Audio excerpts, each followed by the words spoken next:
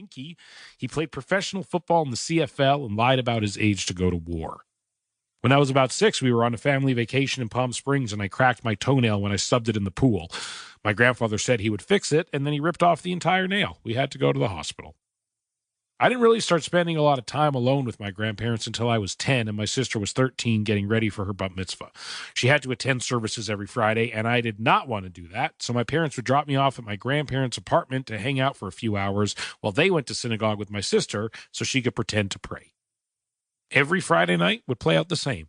I would plant myself on Zadie's Lazy Boy and turn on TGIF, ABC's Friday night programming, which consisted of Family Matters, Step by Step, and Hanging with Mr. Cooper, which are all shows that are, by any definition, fucking dope as fuck. My grandparents would make me a turkey sandwich on challah bread and pour me a glass of chocolate milk, and then sit with me as they tried their hardest to follow what the fuck was happening on these shows. Who's that guy? He's the dad. Who's the dweeby one? That's Steve Urkel. And what's that? A robot? Yes, Steve Urkel built it. What's the robot doing now? It's pretending to be Steve to trick the girl he likes into hooking up with him. This show has not aged well. Steve Snorkel? Urkel. And what's the show called? Family Matters. Family Bladders? My grandfather worked in the engine room of a battleship in the Royal Navy during World War II and, as a result, was more or less deaf. He loved being in the Navy. He talked about it like most guys talked about their fraternity years. They would hang out, smoke cigars, talk shit, all while floating in thousands of tons of metal around the war-torn Horn of Africa. He arrived at Normandy on D-Day +1, but his favorite story was about figuring out that if you broke your rationed rum bottle after drinking it, you could say you broke it before and get a double ration. Anyway, he was deaf. Family crappers? He's saying family campers. No, I'm saying Family Matters. Stop yelling. Who's yelling? You're yelling. This would play out for about 2 hours straight, and as maddening as spending time with them was, I couldn't help but think they were entertaining. Because they grew up in the Depression, they would steal everything. Every time we went to McDonald's, they would empty the napkin dispenser and put them in a giant box that my grandfather kept in his van.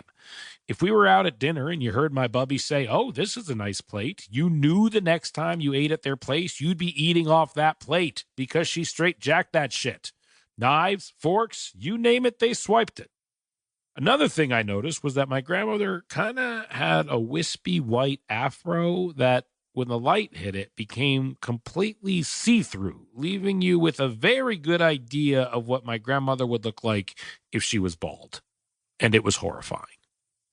I wrote 3 jokes about Bubby and Zadie that followed the basic structure we were taught.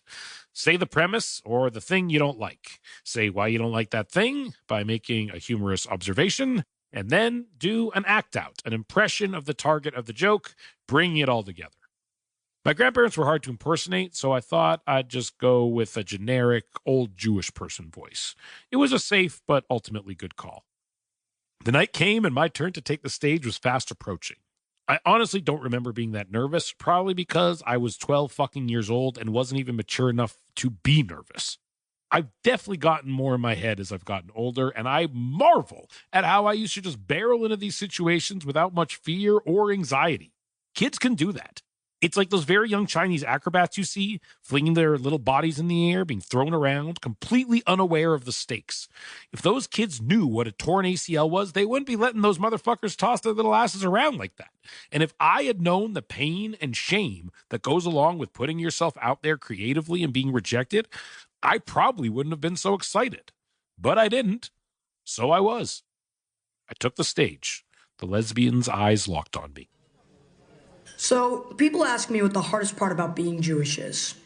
The persecution? The repeated attempts at systematic annihilation? Nope. The hardest part about being Jewish is the grandparents. They laughed. And thank fucking God they did, because if they didn't, I'd be one very frustrated video game store employee right now. I continued. My grandparents argue all the time, but they're both deaf, so they don't even know what the other one is arguing about. Time for the big quasi-anti-Semitic act out. Hey, Kelly, pass me a pillow. What? I'm an armadillo? Why would you call me this animal? What? I'm not wearing flannel.